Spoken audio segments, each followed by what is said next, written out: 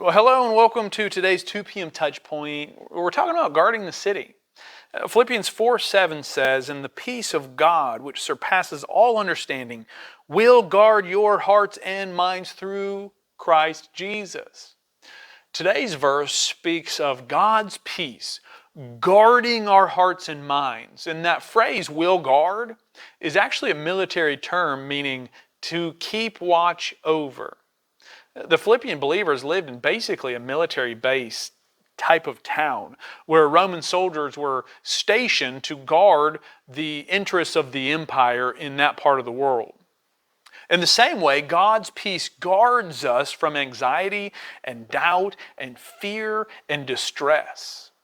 The believer who doesn't live in the confidence of God's sovereignty will lack his peace and be left to the chaos of a troubled heart.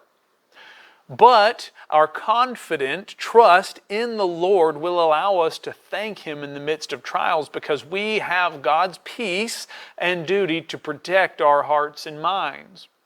So when Paul refers to our hearts and minds, he isn't making a distinction between the two. It's a comprehensive statement that describes the whole inner person.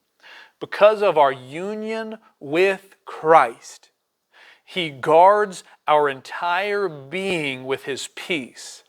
And that's what helps us be spiritually stable. Today's 2 p.m. Touchpoint was designed to encourage you to know that God has your interests in mind. He is guarding your heart with His peace. May this encourage you today. I'll see you tomorrow at 2 p.m.